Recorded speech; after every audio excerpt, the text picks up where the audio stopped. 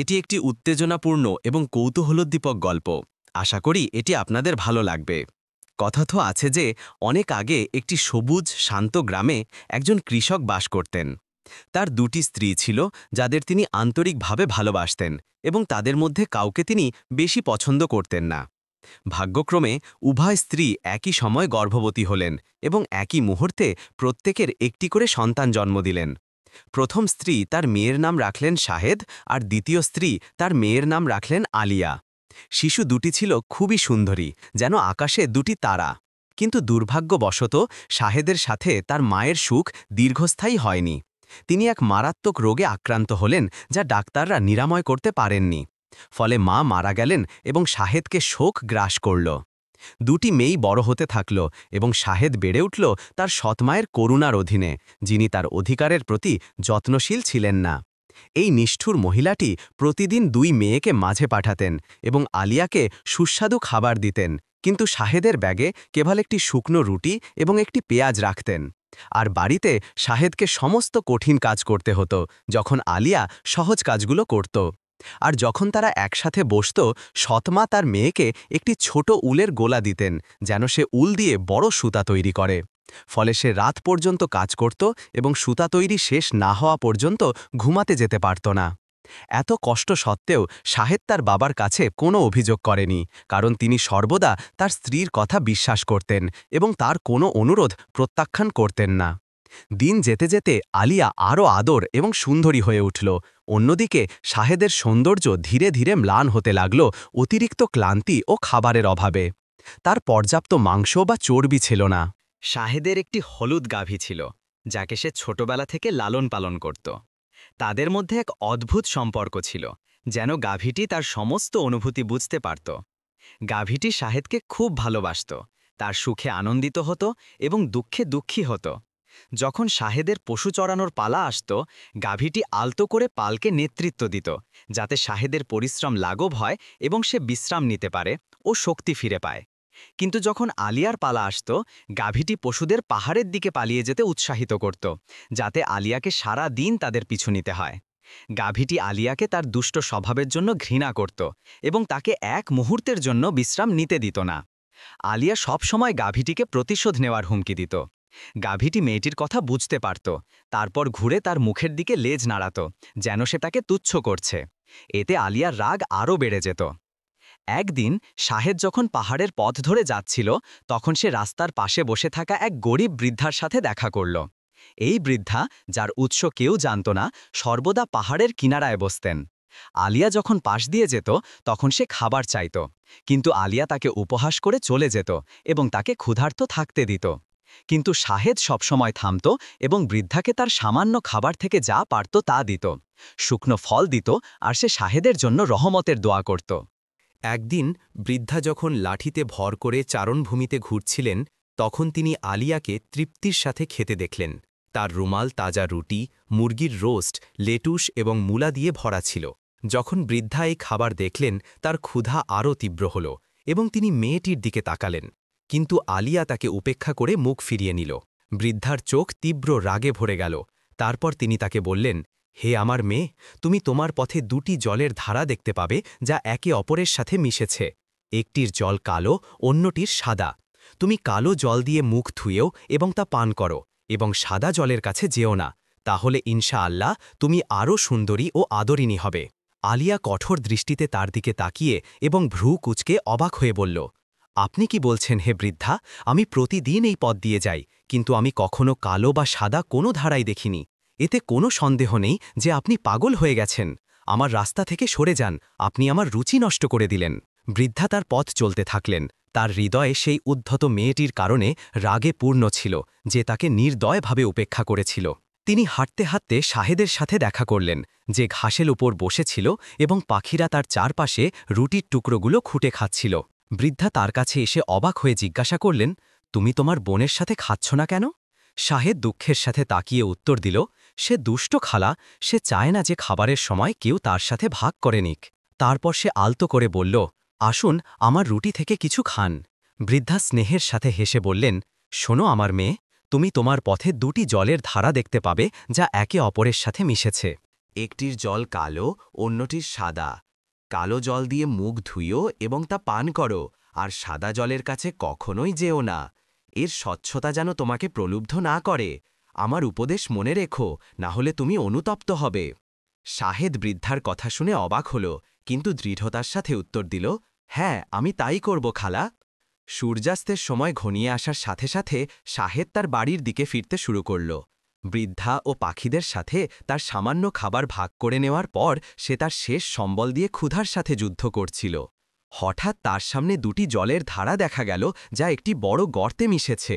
শাহেদ অবাক হয়ে মনে মনে বলল, সকালে আমি কেন এই জায়গাটি খেয়াল করিনি। সে সাদা জলের দিকে এগিয়ে গেল, যার স্বচ্ছতা তাকে আকর্ষণ করছিল। কিন্তু বৃদ্ধার উপদেশ মনে পড়ায় সে এক মুহূর্তের জন্য দ্বিধা করল। তারপর যখন সে কালো জলের দিকে হাত বাড়াল, তখনই এক অদ্ভুত ঘটনা ঘটল। সঙ্গে সঙ্গে তার শরীর থেকে তীব্র কস্তুরীর তো সুগন্ধ বের হতে লাগল। সে কালো জল দিয়ে নিজেকে ধুলো এবং তা পান করল। এতে সে তৃপ্তি ও আরাম অনুভব করল এবং শক্তি ও কর্মতৎপরতা ফিরে পেল। সে জলের কলসি ভরে তার পথ শেষ করল। কিছুক্ষণ পর আলিয়া এলো এবং একই দৃশ্য দেখল। সে মনে মনে ভাবল, বৃদ্ধা তাহলে সত্যি বলেছিল, আর আমি মনে করেছিলাম সে আবোল তাবোল বকছে। তারপর সে রূপার মতো ঝলমলে সাদা জল দেখল এবং মনে মনে বলল, নিশ্চয়ই বৃদ্ধা আমাকে বোকা বানাতে চেয়েছিল, যাতে আমি কালো জল পান করি এবং সে আমার উপর প্রতিশোধ নিতে পারে। হয়তো কালো জল নোংরা বা খারাপ। তারপর সে সাদা জলের দিকে হাত বাড়িয়ে মুখ ধুল এবং তা পান করল। সে বিদ্বেষ নিয়ে বলল, এই জল তো মিষ্টি, কিন্তু সেই বৃদ্ধা মিথ্যাবাদী ছিল। যখন তাকে আবার দেখব, আমি তার কাছ থেকে প্রতিশোধ নেব। সময় যাওয়ার সাথে সাথে আলিয়া তার শরীরে এক অদ্ভুত পরিবর্তন লক্ষ্য করতে শুরু করল। তার শরীর থেকে গাধার মতো এক দুর্গন্ধ বের হতে লাগল। তার মা তাকে সব উপায়ে ধোয়ার চেষ্টা করলেন, কিন্তু গন্ধ দূর হল না। ফলে তাকে বাধ্য হয়ে বাদামের তেল মাখাতে হল। এত কিছুর পরও আলিয়ার খাদ্যের তৃপ্তি হল না এবং তার ওজন বেড়ে গেল, তার চেহারা আরও কুৎসিত হয়ে উঠল। অন্যদিকে শাহেদ ভালো খাবার থেকে বঞ্চিত হওয়া সত্ত্বেও তার সৌন্দর্য দিন দিন বাড়তে থাকল এবং তার শরীর ভরে উঠল। সে সেই ঝর্ণা থেকে ভরা কলসি থেকে জল পান করত, যার জলের স্বাদ ছিল মধুর চেয়েও মিষ্টি আর দুধের চেয়েও স্বচ্ছ, এবং তা কখনো শেষ হতো না। শাহেদ আকাশে উজ্জ্বল তারার মতো হয়ে উঠল। গ্রামের সমস্ত যুবক এবং পুরুষরা তার প্রতি মুগ্ধ হল। একদিন সৎমা তার মেয়ে আলিয়াকে বললেন, তোমার কি হয়েছে মা? তোমার অবস্থা খারাপ হয়ে গেছে এবং তুমি নোংরা ও দুর্গন্ধযুক্ত হয়ে গেছ। আলিয়া প্রায় কেঁদে ফেলে উত্তর দিল, এটা সাদা জলের কারণে, এটা পান করার পরেই এমন হয়েছে। তার মা রাগান্বিত হয়ে তাকে বললেন, এখন আমি বুঝতে পারছি তোমার কি হয়েছে। এটা তোমার নির্বুদ্ধিতার জন্য, কারণ তুমি উপদেশ শোনোনি। শাহেদ তোমার চেয়ে চালাক ছিল। এখন আমাকে দুটি ঝর্ণার জায়গা দেখাও এবং সে যা করেছিল তুমিও তাই করো। কিন্তু যখন তারা সেই জায়গায় পৌঁছাল, তখন মাটি আর পাথর ছাড়া কিছুই পেল না। শাহেদ যে কলসি ভর্তি করেছিল তার রহস্য তাদের কেউই জানতে পারল না। মা একটি সমাধানের কথা ভাবতে থাকলেন। মা মরিয়া হয়ে এমন এক যাত্রায় গেলেন, যেখানে তিনি গণক ও জাদুকরদের কাছে গেলেন এবং প্রত্যেকেই তাকে ভিন্ন ভিন্ন গল্প শোনাল। অবশেষে তিনি এক কুৎসিত জাদুকর মহিলার কাছে পৌঁছালেন, যিনি তাকে ফিসফিস করে এবং জোর দিয়ে বললেন, শাহেদ একটি কোমল ফুলের মতো। যদি তুমি তার হৃদয়কে আঘাত করো, তবে সে দ্রুত শুকিয়ে যাবে। তোমার হলুদ গাভীটিকে জবাই করো এবং এর মাংস তোমার মেয়েকে খাওয়াও। তাহলে সে তার ওপর আপতিত অভিশাপ থেকে মুক্তি পাবে। মা এক মুহূর্ত দ্বিধা করলেন না, কারণ তার হৃদয় হিংসা ও প্রতিশোধে পূর্ণ ছিল। সেই মুহূর্তে গাভীটিকে আঘাত করার সময় এসে গিয়েছিল। আলিয়া সেই সুযোগ খুঁজে পেল, যা সে অনেক দিন ধরে অপেক্ষা করছিল, এবং তার মাকে বলল, মা, এই গাভীটি পশুদের উস্কে দেয় এবং তাদের একে অপরের থেকে আলাদা করে দেয়, তাই চারণভূমিতে আমার মোটেও শান্তি লাগে না। মা এক মুহূর্ত চুপ করে রইলেন, তারপর ঠান্ডাভাবে উত্তর দিলেন, যদি তাই হয় তবে আমরা একে জবাই করব। আমি তোমার বাবাকে রাজি করাবো এবং সহজে এটা মেনে নিতে বাধ্য করব। যদি সে রাজি না হয়, তবে আমি তাকেও সরিয়ে দেব। সেই রাতে শাহেদের হৃদয় এক ভয়ানক দুঃস্বপ্ন দেখল। সে স্বপ্ন দেখল যে তার বাবা গাভীটিকে জবাই করার জন্য টেনে নিয়ে যাচ্ছে। যখন সে জেগে উঠল, তখন সে শোকে আচ্ছন্ন ছিল, যেন তার আত্মা তাকে ছেড়ে চলে গেছে। সারা রাত সে ঘুমাতে পারল না এবং তার চিন্তাগুলো তার একমাত্র বন্ধু গাভীটিকে নিয়ে উদ্বেগ ও ভয়ের মধ্যে ঘুরতে থাকল। যখন সূর্য উঠতে শুরু করল এবং দিগন্ত জুড়ে মোরগের ডাক শোনা গেল, তখন তার উদ্বেগ অসহনীয়ভাবে বেড়ে গেল। শাহেদ দ্রুত গোয়ালঘরে ছুটে গেল এবং যখন সে প্রবেশ করল, তখন অবাক হয়ে দেখল যে গাভীটি জেগে আছে, যেন সে তার জন্য অপেক্ষা করছিল। সে তার কাছে গিয়ে তার কানে ফিসফিস করে বলল, আমি একটি খারাপ স্বপ্ন দেখেছি, কিন্তু এটা শুধু একটা স্বপ্ন। আল্লাহর ইচ্ছায় সবকিছু ঠিক হয়ে যাবে। গাভীটি তার শান্ত চোখ দিয়ে শাহেদের দিকে তাকালো, যেন সে তার মনের কথা পড়তে পারছে এবং সে কি অনুভব করছে তা পুরোপুরি বুঝতে পারছে। গাভীটির ওপর ভরসা পাওয়ার পর শাহেদ ভারী মন নিয়ে বাড়িতে ফিরে গেল। বাড়িতে দুষ্ট স্ত্রী তার স্বামীর সাথে কথা বলছিল এবং তাকে বলছিল, শোনো, শাহেদের মা মারা গেছে, আর আমরা তার আত্মার জন্য কোনো দান করিনি। আমরা আর কিসের জন্য অপেক্ষা করছি? স্বামী কিছুক্ষণ ভাবার পর উত্তর দিল, তুমি ঠিকই বলেছ, আমি একটা ভেড়া জবাই করে গরিবদের মধ্যে মাংস বিতরণ করব। স্ত্রী কঠোর সুরে উত্তর দিল, কিন্তু আমরাও কি আমাদের ভাগ নেব না? স্ত্রী তাকে চাপ দিয়ে বলল, গাভীটাকে জবাই করো এবং আমরা মাংসের ভাগ নেব। তোমার মেয়ে আলিয়া ফ্যাকাশে হয়ে গেছে, তার মাংস খাওয়া দরকার। লোকটি বিষয়টি নিয়ে ভাবল। দ্বিধা ও চাপের মধ্যে সে অবশেষে গাভীটি জবাই করতে রাজি হল। তারপর সে শাহেদের দিকে তাকিয়ে নিচু স্বরে বলল, তোমার গাভীটি আজ চারণভূমিতে যাবে না। আমি একে জবাই করে তোমার মায়ের আত্মার জন্য দান করব। শাহেদের চোখ অশ্রুতে ভরে গেল এবং সে দ্রুত গোয়াল ঘরের দিকে ছুটে গেল, যেখানে গাভীটি তার জন্য অপেক্ষা করছিল। সে তার কাছে গিয়ে আলতো করে তার মাথায় হাত বুলিয়ে দিল, আর তার চোখ থেকে জল গড়িয়ে পড়ছিল। সে গভীর দুঃখের সাথে ফিসফিস করে বলল, আমার পরে আমার আর কে আছে? আমার মা চলে গেছেন, আমার চোখের জল এখনও শুকায়নি। এই জীবনে আমার পাশে কেউ নেই, আমার হৃদয় ভারাক্রান্ত। এই দুঃখ কি কখনো শেষ হবে? আর যখন সে তার বিষাদের কথাগুলো বলছিল, সে তার সৎ মায়ের ডাক শুনতে পেল। গাভীটি তার মায়াময় চোখ দিয়ে তাকে উৎসাহিত করল, যেন তাকে বলছে, এগিয়ে যাও, দুঃখ করো না, সব কিছু ঠিক হয়ে যাবে। শাহেদ গোয়ালঘর থেকে বেরিয়ে এলো, কিন্তু দূরে যাওয়ার আগে এক মুহূর্তের জন্য থামল। সে গাভীটির দিকে শেষবারের মতো তাকালো, তারপর বাড়ির দিকে ছুটে গেল। তার হৃদয় ভেঙে গিয়েছিল এবং একটি বড় ফোঁটা তার গাল বেয়ে গড়িয়ে পড়ছিল। যখন সে বাড়িতে প্রবেশ করল, তখন তার সৎ মা তার উপর চিৎকার করে বলল, যেন সে চারণভূমিতে গিয়ে পশুদের দেখাশোনা করে। চারণভূমিতে শাহেদ মাথা নিচু করে হাঁটছিল। যখন তার বোন তাকে দেখল, তখন সে শয়তানি হাসি হাসল, কারণ দুঃখ তার সৌন্দর্যকে ধ্বংস করে দেবে এবং গ্রামের কোনো যুবক আর তাকে নিয়ে মাথা ঘামাবে না। খাওয়ার সময় শাহেদ বসল, কিন্তু তার খাওয়ার কোনো ইচ্ছে ছিল না। সে তার স্নেহময়ী গাভীটির কথা মনে করল এবং তার হৃদয়ে এক বিষাদ শূন্যতা অনুভব করল। সে নিজেকে কান্না থেকে বিরত রাখতে পারল না। পশুপালক চারণ বন্ধ করে দিল, যেন তারাও দুঃখ অনুভব করছে। যখন তার চোখ থেকে জল গড়িয়ে পড়ছিল, তখন একটি ছোট ছাগলছানা তার কোলে এসে বসল। সে তাকে জড়িয়ে ধরল, যেন সে ছোটবেলায় হারানো স্নেহ ফিরে পেতে পারে। কিছুক্ষণ পর বৃদ্ধা প্রতিদিনের মতো শাহেদের পাশ দিয়ে যাচ্ছিলেন।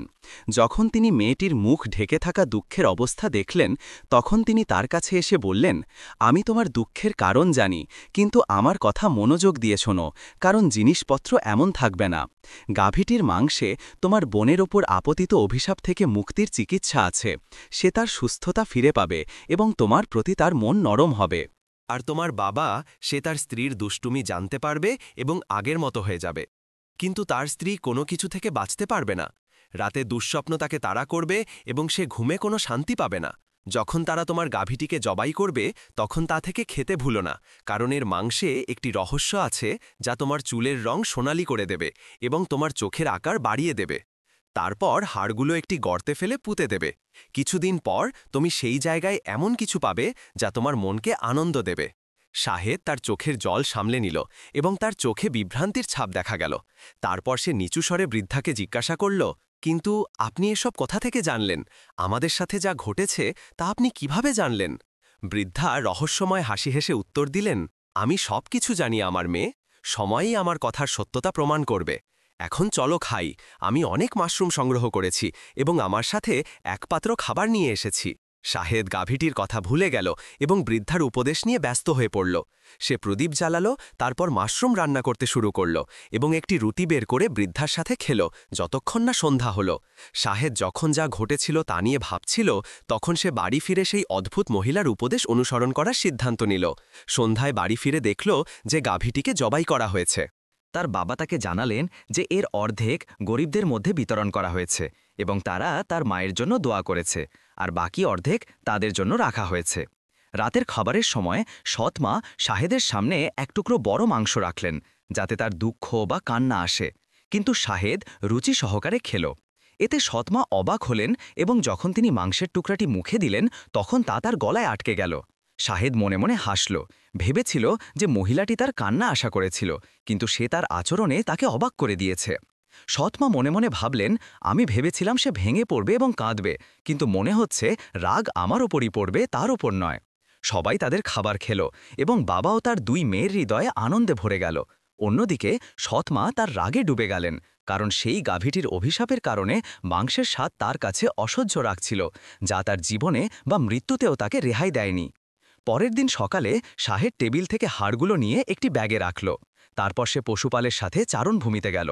যখন সে সেখানে পৌঁছালো তখন সে একটি উঁচু গাছ বেছে নিল, সাবধানে তার নিচে খুঁড়ল, তারপর গাভীটির হাড়গুলো পুঁতে দিল।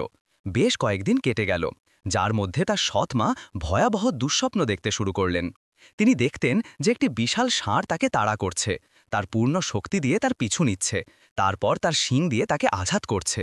সে আতঙ্কে জেগে উঠত এবং ভয়ে কাঁপত। এমনকি তার স্বামীও তার থেকে দূরে সরে যেতে শুরু করল।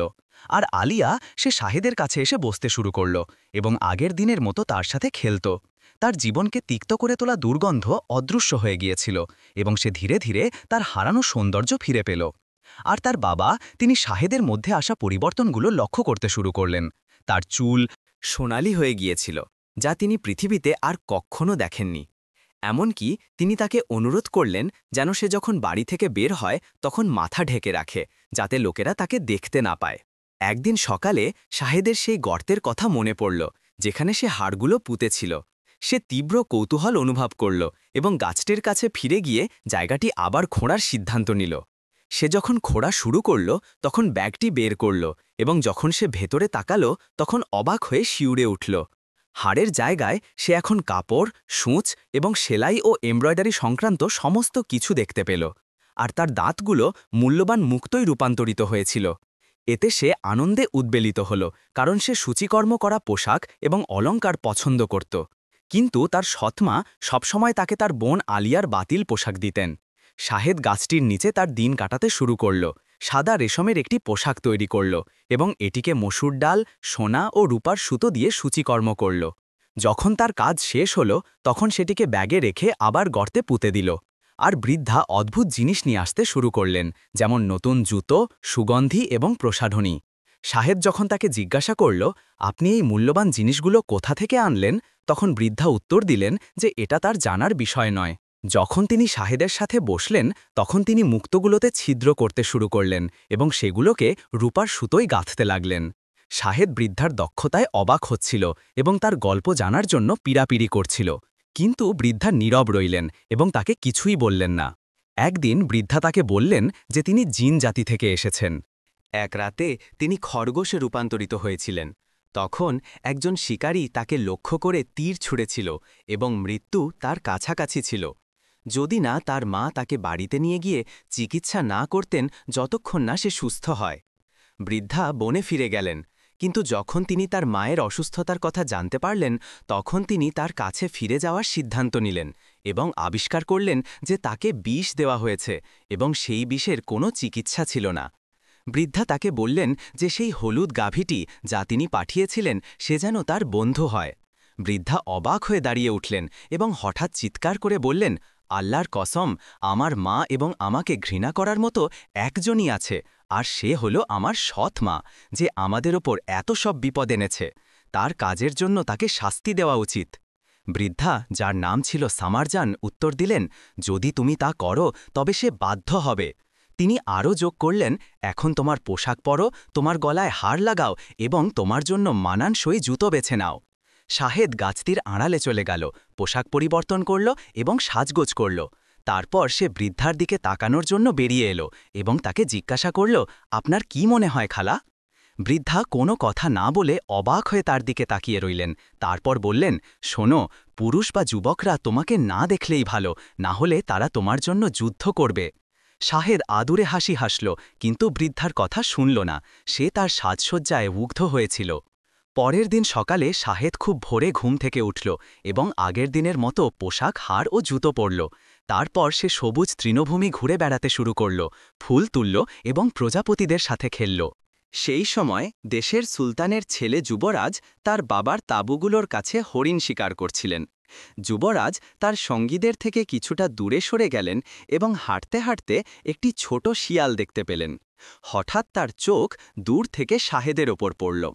সে তার চোখ বন্ধ করে আবার খুলল, যাতে সে নিশ্চিত হতে পারে যে সে যা দেখছে তা বাস্তব। সে অবাক হয়ে তাকে দেখতে থাকল, যেন সে জীবনে এত সুন্দরী মেয়ে আর দেখেনি। সে কিছুটা দ্বিধা করল, তারপর তার কাছে যাওয়ার সিদ্ধান্ত নিল। যখন শাহেদ যুবরাজকে দেখল, তখন সে ভয় পেল এবং দ্রুত দৌড়ে গিয়ে ঘন গাছপালা ও উদ্ভিদের মধ্যে লুকিয়ে পড়ল। যুবরাজ তাকে ডেকে জায়গাটির চারপাশে ঘুরলেন, কিন্তু সে উত্তর দিল না। অবশেষে যুবরাজ তার গলা থেকে একটি সোনার হার খুলে সেই গাছের কাছে ঝুলিয়ে দিলেন যেখানে সে লুকিয়েছিল, তারপর চলে গেলেন। শাহেদ তাকে খুব কাছ থেকে দেখছিল এবং দেখল যে সে লম্বা এবং সুদর্শন। সে চলে যাওয়ার পর শাহেদ গাছটির কাছে গেল এবং হারটি নিল, তারপর চারণভূমিতে দৌড়ে ফিরে এলো। সেখানে সে বসে তার পোশাক খুলল, যুবরাজের চিন্তায় মগ্ন হয়ে।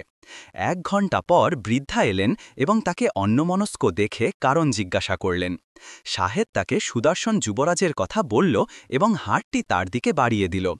যখন বৃদ্ধা সামারজান হারটিতে খোদাই করা নকশাগুলো পড়লেন, তখন তিনি তাকে বললেন, তুমি যুবরাজের সাথে দেখা করেছ, আর এখন সে তোমাকে খুঁজে না পাওয়া পর্যন্ত প্রতিটি জায়গায় খুঁজবে। শাহেদ দ্বিধা নিয়ে উত্তর দিল, আমি স্বপ্ন দেখতে চাই না। যদি সে জানতে পারে যে আমি শুধু একজন মেষপালিকা, তবে সে তার মত বদলে দেবে। বৃদ্ধা উত্তর দিলেন, তুমি তার হাড়ের সাথে 1 পাত্র দুধ রাখো। যদি সে তা পান করে, তবে এর মানে হলো সে তোমাকে ভালোবাসে এবং তুমি কে তাতে তার কিছু যায় আসে না। আর যদি সে তা ফেলে যায়, তবে তাকে নিয়ে ভেবো না। শাহেদ একটি ভেড়ার দুধ দোয়ালো এবং 1 পাত্র দুধ ভরে নিল। তারপর তা সেই গাছের নিচে রাখল যেখানে যুবরাজ হারটি ঝুলিয়েছিলেন। শাহেদ ব্যাগ পাশে লুকিয়ে রইল। তার হৃৎপিণ্ড দ্রুত স্পন্দিত হচ্ছিল এবং সে মনে মনে ভাবছিল, যুবরাজ কি দুধ পান করবেন নাকি করবেন না। সে অনেকক্ষণ অপেক্ষা করল, তারপর ভাবল যে সে হয়তো তার সময় নষ্ট করছে এবং চলে যাওয়ার সিদ্ধান্ত নিল। কিন্তু হঠাৎ সে একটি ঘোড়ার ডাক শুনতে পেল, যা কাছে আসছিল। সে শব্দটি অনুসরণ করে ঘোড়ার কাছে পৌঁছাল, কিন্তু যুবরাজকে খুঁজে পেল না।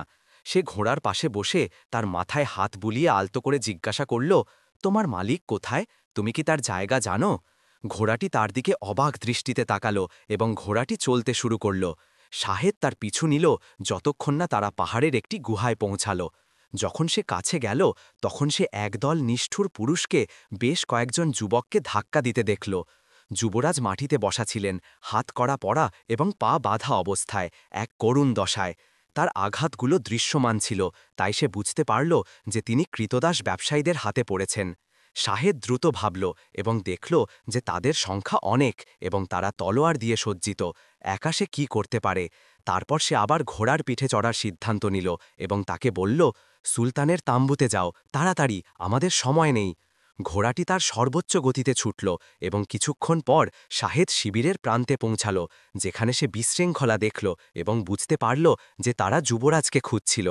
যখন প্রহরীরা তাকে দেখল, তখন তাদের একজন চিৎকার করে বলল, এটা যুবরাজের ঘোড়া, এবং তারা তার দিকে ছুটে গেল। তাদের একজন তাকে শক্ত করে ধরল এবং সুলতানের কাছে টেনে নিয়ে গেল। সুলতান প্রহরীকে তাকে ছেড়ে দিতে বললেন এবং দৃঢ় কণ্ঠে তাকে বললেন, যুবরাজের জায়গা আমাকে বলো, তাহলে আমি তোমাকে ছেড়ে দেব। এখনই কথা বলো। শাহেদ সুলতানকে সব ঘটনা বলল। সকালবেলা যুবরাজ কিভাবে তার জন্য হারটি রেখে গিয়েছিলেন, কিভাবে সে তার জন্য দুধের পাত্র নিয়ে এসেছিল এবং ঘোড়াটি কিভাবে তাকে গুহার দিকে নিয়ে গিয়েছিল। সুলতান তাকে বললেন, যদি তুমি মিথ্যা বলো তবে এর পরিণতি মারাত্মক হবে। এখন আমরা না ফেরা পর্যন্ত তুমি এখানে থাকবে। কিন্তু শাহেদ সুলতানকে অনুরোধ করল যেন তিনি তাকে সাথে নিয়ে যান এবং বলল, দয়া করে আমার প্রভু আমাকে আপনার সাথে নিন। এই কৃতদাস ব্যবসায়ীদের সাথে কিভাবে মোকাবেলা করতে হয় তা আমার জানা আছে। আপনারা শক্তি প্রয়োগ করে যুবরাজকে বাঁচাতে পারবেন না। সুলতান কিছুক্ষণ ভাবলেন, তারপর রাজি হলেন। শাহেদ তার পোশাকের হাতার ভেতরে তার ছুরি লুকিয়ে রাখল এবং তার পশুপাল নিয়ে গুহার দিকে গেল। কৃতদাস ব্যবসায়ীরা যখন তাকে দেখল, তখন তারা তাদের হাতে যা এসেছে তাতে খুশি হয়ে তাকে তার পশুপাল সহ নিয়ে গেল। তারা তাকে একটি পাতলা দড়ি দিয়ে বাঁধল যাতে সে আঘাত না পায়, এবং তাদের নেতা বলল, আমি এই মেয়েটিকে উচ্চ দামে বিক্রি করব, কারণ সে খুবই সুন্দরী আর পশুপাল হবে আমাদের খাবার। তারা 5টি ভেড়া জবাই করে রান্না করল, তারপর বসে খেল যতক্ষণ না তাদের পেট ভরে গেল। শাহেদ অপেক্ষা করল যতক্ষণ না শব্দ শান্ত হল, এবং যখন কৃতদাস ব্যবসায়ীদের কাছ থেকে ঘুমের শব্দ আসতে শুরু করল, তখন সে সাবধানে তার ছুরি বের করল এবং তার বাঁধন কেটে দিল। তারপর সে অন্য বন্দীদের বাঁধনও খুলে দিল। যুবরাজ তাকে অবাক হয়ে দেখে তার কাছে এগিয়ে এসে জিজ্ঞাসা করলেন, তুমি এখানে কি করছ? কিন্তু সে চুপ করে রইল। তারপর ফিসফিস করে বলল, এখন তাড়াতাড়ি চলো যাই, এবং সে তাকে গাছগুলোর দিকে নিয়ে যেতে লাগল।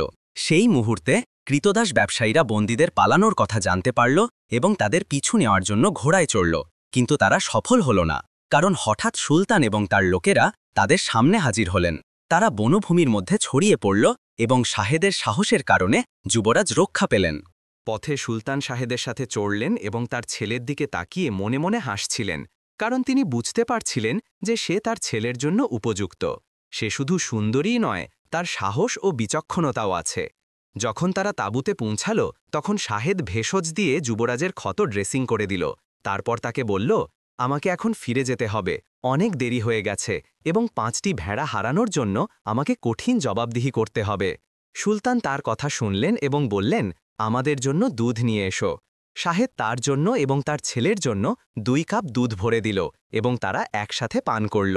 তারপর সুলতান বললেন, আজ সকালে আমি ভেবেছিলাম আমার ছেলে কি তোমাকে স্ত্রী হিসাবে গ্রহণ করবে, আর এখন আমি উত্তর পেয়ে গেছি। এখন তোমার বাড়িতে চলো, আমি তোমার অভিভাবকের কাছে তোমাকে চাইব এবং 5টি ভেড়ার ক্ষতিপূরণ দেব। আমি প্রতিটির জন্য 10টি করে ভেড়া দেব। সেই সময় শাহেদের বাবা তাকে নিয়ে চিন্তিত হতে শুরু করলেন, কারণ সন্ধ্যা হয়ে গিয়েছিল এবং সে ফেরেনি। পশুপালও তার সাথে অদৃশ্য হয়ে গিয়েছিল। আলিয়া কাঁদতে শুরু করল, কল্পনা করল যে নেকড়ে বা হায়না তাদের আক্রমণ করেছে, আর সৎমা তার মুখে একটি গোপন হাসি ফুটে উঠল, এবং সে মনে মনে বলল, হয়তো সে আর ফিরবে না, আর আমি তার কাছ থেকে মুক্তি পাব, যেমন তার মায়ের কাছ থেকে পেয়েছিলাম। আর রাখালের কাছে যা কিছু আছে তা কেবল আমার আর আমার মেয়ের ভাগ্যে জুটবে। কিন্তু কিছুক্ষণ পর বাবা ঘোড়ার খুঁড়ের শব্দ শুনতে পেলেন এবং জানালার দিকে দৌড়ে গেলেন। তিনি দেখলেন যে সুলতানের কাফেলা কাছে আসছে এবং তার সামনে একটি ঘোড়ার পিঠে শাহেদ সাথে যুবরাজও আছেন। বাবা যা দেখলেন তাতে খুব অবাক হলেন এবং দ্রুত তার দিকে দৌড়ে গেলেন। যখন শাহেদ তাকে দেখল, তখন সে ঘোড়া থেকে নেমে তাকে আনন্দের সাথে জড়িয়ে ধরল। সুলতান ও সম্ভ্রান্ত ব্যক্তিরা ঘোড়া থেকে নামলেন এবং বাবা তাদের স্বাগত জানালেন ও তার বাড়িতে আমন্ত্রণ জানালেন। তারপর তিনি তার স্ত্রী ও মেয়েকে অতিথিদের জন্য খাবার ও পানীয় প্রস্তুত করতে বললেন। সুলতান বসলেন এবং শাহেদের সাহসের প্রশংসা করলেন, তাকে যা ঘটেছিল তা জানালেন। তিনি তাকে আশ্বাস দিলেন যে হারানো 5টি ভেড়ার জন্য ক্ষতিপূরণ পাবে, এর পরিবর্তে তিনি 50টি ভেড়া দেবেন। কিন্তু বাবার অবাকতা আরও বেড়ে গেল যখন সুলতান তার মেয়ের বিয়ের প্রস্তাব দিলেন এবং একটি বিশাল যৌতুক দিলেন, 100টি গাভী, 100টি ঘোড়া এবং 100টি ভেড়া, সাথে সোনা, রূপা এবং সুগন্ধি। তিনি সঙ্গে সঙ্গে রাজি হলেন। শাহেদ তার ব্যাগ নিয়ে তার ঘরে গেল, রেশমের পোশাক পরল এবং সাজগোজ করল। যখন সে অতিথিদের সাথে দেখা করতে বের হল, তখন তার সৌন্দর্য দেখে সবাই অবাক হল।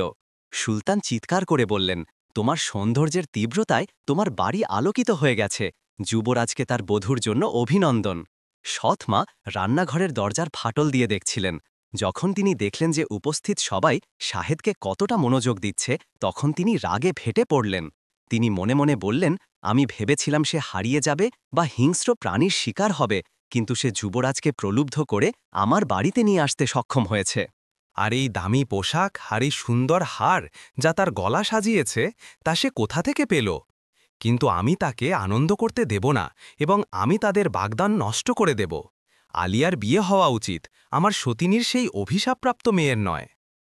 সে তার দাদির কাছ থেকে উত্তরাধিকার সূত্রে পাওয়া বইটি খুলল এবং এমন একটি উপায় খুঁজতে লাগল যাতে যুবরাজ শাহেদকে ঘৃণা করে। তারপর সে ভাবল সেই সমৃদ্ধির রহস্য নিয়ে, যা এই পরিবর্তনের পিছনে থাকতে পারে, এবং সে মনে মনে প্রশ্ন করল যে ধন কি হঠাৎ আবির্ভূত হয়েছে?